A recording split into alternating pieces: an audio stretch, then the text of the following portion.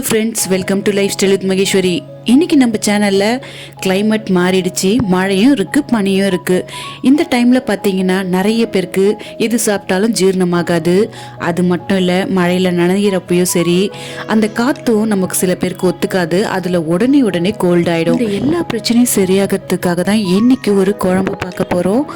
அது என்ன குழம்புன்னு பார்த்தீங்கன்னா இஞ்சி குழம்பு தான்.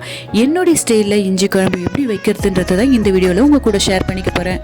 வாங்க வீடியோக்குள்ளே போகலாம். இந்த குழம்புக்கு வறுத்து அரைக்கிற போகிற மசாலாவை என்னென்னன்றத பார்க்கலாம். இது மண் சட்டியில் செய்யுங்க, ரொம்பவே டேஸ்ட் நல்லா இருக்கும். மண் வானலில் 3 ஸ்பூன் கடலெண்ணெய் சேர்த்துட்டு 1 ஸ்பூன் தனியா, 1/2 ஸ்பூன் மிளகு, 1/4 ஸ்பூன் ஜீரகத்தை சேர்த்துட்டு அடுப்பை மீடியமில் வச்சு இது நல்லா வதக்கி விடுங்க. இது நல்லா பொரியட்டும். பொரிஞ்சதுக்கப்புறமா 3 காஞ்ச மிளகாவை சேர்த்துக்கலாம். இப்போ காஞ்ச மிளகாவையும் சேர்த்து நல்லா வதக்கிட்டு இதை ஒரு தட்டில் மாற்றிக்கலாம். அடுத்தது என்ன வதக்குறோன்றத அப்படி பார்க்கலாம்.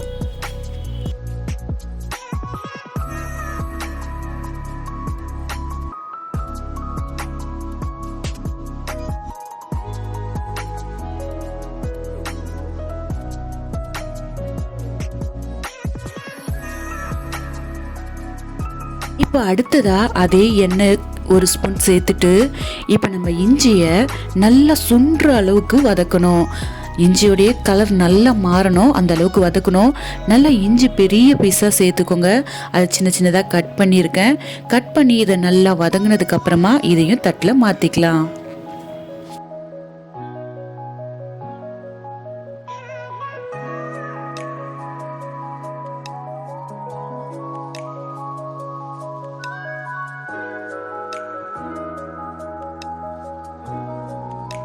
இப்போ பார்த்தீங்கன்னா நம்ம தேங்காய் தான் வதக்க போகிறோம். 1/4 மூடி அளவு வச்சுக்கோங்க. தேங்காய் பெரிய பீஸாக பார்த்து ஒரு 3 பீஸ் எடுத்துக்கோங்க. அதை கட் பண்ணி அதை நல்லா கலர் மாற அளவுக்கு வதக்கிக்கோங்க. இதையும் வதக்கிட்டு இதையும் நம்ம சேர்த்து அரைக்க போகிறோம்.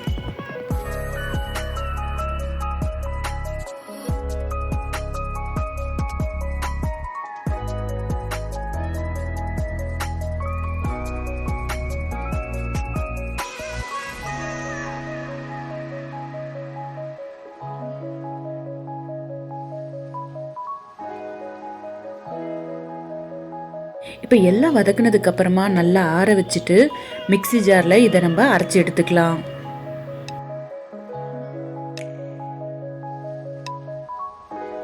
மிக்ஸி ஜாரில் எல்லாமே சேர்த்து கொரப்பாக அரைச்சி முடிச்சதுக்கப்புறமா இப்போ மிளகாத்தூள் 1 ஸ்பூன் அளவுக்கு சேர்த்துக்கிறேன். சேர்த்துட்டு ஒரு 1/4 ஸ்பூன் அளவுக்கு மஞ்சத்தூளையும் சேர்த்துட்டு கொஞ்சமாக தண்ணி சேர்த்து இது நல்லா பேஸ்ட் மாதிரி நம்ம அரைச்சி எடுத்துக்கலாம். நம்ம இஞ்சி குழம்பு தான் வைக்கிறோம். இஞ்சிலே காரம் இருக்கும், அதில் மிளகையும் சேர்த்துருக்கோம். அதனால் காரம் மட்டும் உங்களுக்கு பார்த்து, உங்களுக்கு எந்த அளவுக்கு காரம் நீங்கள் சாப்பிடுவீங்களோ அதுக்கு ஏற்ற மாதிரி மிளகாத்தூள்லாம் சேர்த்துக்கோங்க. ஏன்னா இதில் நம்ம அதிகமாக இஞ்சி தான் சேர்க்க போகிறோம். அதனால் மிளகாத்தூள்லாம் கொஞ்சம் கம்மியாகவே சேர்த்துக்கோங்க. இப்போ பார்த்தீங்கன்னா நல்லா நைஸாக பேஸ்ட் மாதிரி அரைச்சி ரெடி பண்ணி எடுத்து வச்சாச்சு. இப்போ குழம்பு வைக்க நம்ம ஆரம்பிக்கலாம். ஒரு 5 ஸ்பூன் அளவுக்கு நான் கடலெண்ணெய் சேர்த்துக்கிறேன். உங்ககிட்ட கடலெண்ணெய் இருந்தால் சேர்த்துக்கோங்க, இல்லைன்னா நல்லெண்ணெய் சேர்த்துக்கோங்க. அது ரெண்டுமே இல்லைன்னா நார்மல் எண்ணெயிலையும் இதை செய்யலாம். ஃபஸ்ட்டு எண்ணெய் சூடானதுக்கப்புறமா தாளிக்கிறதுக்கு கடுகு, ஜீரகம், வெந்தயத்தை சேர்த்துக்கலாம்.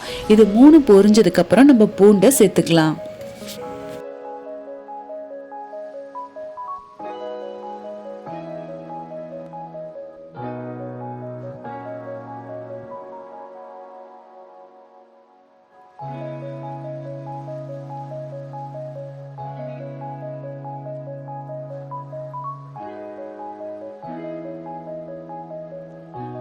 கடுகு, ஜீரகம், வெந்தயம் பொரிஞ்சதுக்கு அப்புறமா ஒரு கைப்பிடி அளவுக்கு நான் பூண்டை இதுல சேர்த்துக்கிறேன்.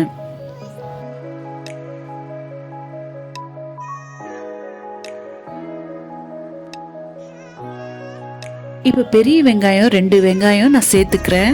பெரிய வெங்காயத்துக்கு பதிலா சின்ன வெங்காயம் இருந்தா அதை சேர்த்துக்கோங்க. அது நல்ல வாசனையை கொடுக்கும். இந்த மாதிரி குழம்புலாம் வைக்கிறப்ப சின்ன வெங்காயம் சேர்த்து செய்யறப்ப டேஸ்டும் ரொம்பவே நல்லா இருக்கும்.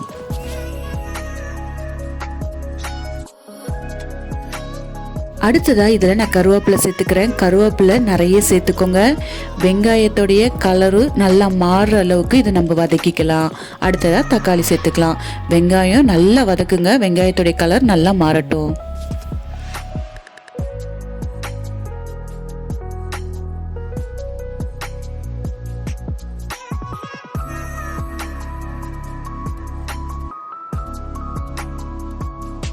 வெங்காயம் நல்லா வதக்குனதுக்கு அப்புறமா ஒரு மீடியமான சைஸ் தக்காளியை 2 தக்காளியை நான் கட் பண்ணி வச்சுருக்கேன். அதையும் சேர்த்துட்டு வெங்காயம் தக்காளி இது ரெண்டுமே நல்லா வதக்கலாம்.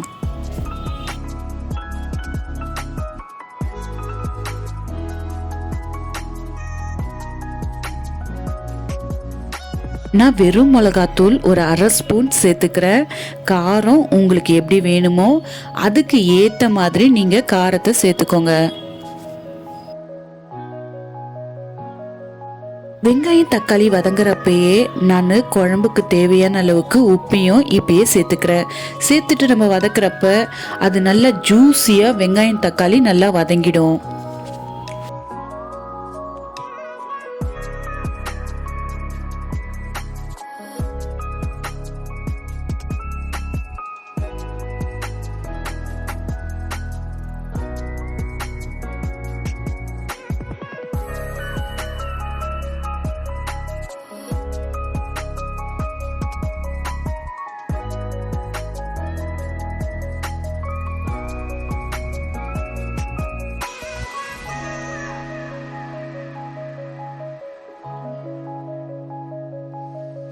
இப்போ உங்களுக்கு பார்த்தா தெரியும் வெங்காயம் தக்காளி பூண்டு நல்லா வதங்கிடுச்சு. இப்போ நம்ம அரைச்சி வச்சிருந்த அந்த பேஸ்ட்டை இதில் சேர்த்துட்டு இதையும் நல்லா வதக்கி விடுங்க.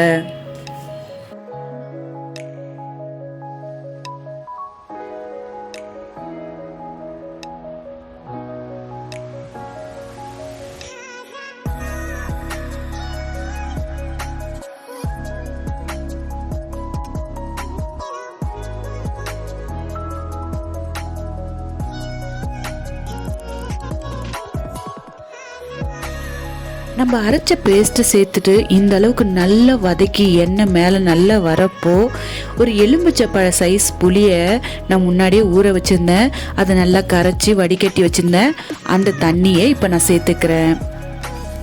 சேர்த்துட்டு நல்லா கலந்து விட்டுட்டு தட்டை போட்டு மூடிடுங்க. இது நல்லா கொதிச்சு அப்படியே சுண்டி வரட்டும். எந்த அளவுக்கு சுண்டி வருதோ அந்த அளவுக்கு டேஸ்ட்டு செமையாக இருக்கும். உங்கள் வீடே கம கம கமன்னு இருக்கும் அந்த இஞ்சி குழம்பு.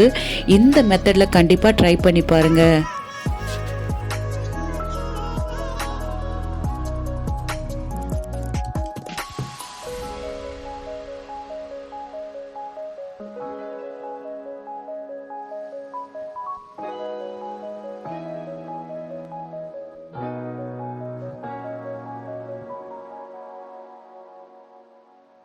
இப்போ பார்த்தீங்கன்னா முக்கால்வாசி அளவுக்கு நல்லா சுண்டி இருக்கு. இந்த பதத்துக்கு உங்களுக்கு போதுன்னா நீங்கள் அடுப்பை ஆஃப் பண்ணிடலாம். நான் இன்னும் இதை சுண்ட வைக்க போகிறேன். இந்த குழம்பு எவ்வளோ சுண்ட சுண்ட நம்ம செய்கிறோமோ அந்த அளவுக்கு டேஸ்ட்டு செமையாக இருக்கும்.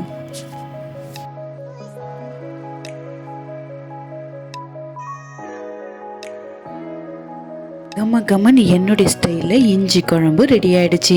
உங்களுக்கு பார்த்தாலே தெரியும் நல்லா சுண்டி மேலே நல்ல எண்ணெய் திரண்டு வந்திருக்கும் நம்ம சேர்த்துருக்க எண்ணெய். இப்போ அடுப்பை ஆஃப் பண்ணிவிடுங்க. அடுப்பை ஆஃப் பண்ணிவிட்டு ஒரு 2 மணி நேரம் இதை அப்படியே விட்டுட்டு அதுக்கப்புறம் சூடாக சாதம் வடித்து அப்பளம் வறுத்து எடுத்துட்டு இந்த குழம்பு அது மேலே ஊற்றி அந்த அப்பளத்தை பிச்சு போட்டு சாப்பிட்டு பாருங்கள். அட்டகாசமான டேஸ்ட்டில் இருக்கும். அது மட்டும் இல்லை, இந்த மழை பனி இந்த கிளைமேட்டில் நிறைய பேருக்கு ஜீரண சக்தி ஆகாது. அதே மாதிரி உடனே சளி பிடிக்கவும் ஆரம்பிக்கும். இது 10 நாளைக்கு ஒரு முறை இந்த இஞ்சி குழம்பு வச்சு நம்ம சாப்பிட்றப்ப நம்ம உடம்புல இருக்க நிறைய விதமான பிரச்சனையை சரி பண்ணும். கண்டிப்பாக என்னுடைய ஸ்டைலில் ஒரு முறையாவது இஞ்சி குழம்பு வச்சு ட்ரை பண்ணி பாருங்கள். அதுக்கப்புறம் அப்பப்போ நீங்கள் செஞ்சு சாப்பிடுவீங்க. அந்த அளவுக்கு டேஸ்ட் இருக்கும். செஞ்சு பார்த்துட்டு எப்படி இருந்துச்சுன்னு மறக்காமல் எனக்கு கமெண்ட் பாக்ஸில் கமெண்ட் பண்ணுங்கள். இந்த வீடியோ உங்களுக்கு பிடிச்சிருந்தா உங்கள் ஃப்ரெண்ட் அண்ட் ஃபேமிலிக்கு ஷேர் பண்ணுங்கள். மறக்காமல் உங்களுடைய முழு சப்போர்ட்டும் ஆதரவும் எனக்கு தாங்க. மறக்காம கமெண்ட் பண்ணுங்க, லைக் பண்ணுங்க, பக்கத்தில் இருக்க பெல் ஐக்கானை கிளிக் பண்ணுங்க. அப்பதான் நான் டெய்லி போற வீடியோ உங்களுக்கு நோட்டிஃபிகேஷன்ல வரும்.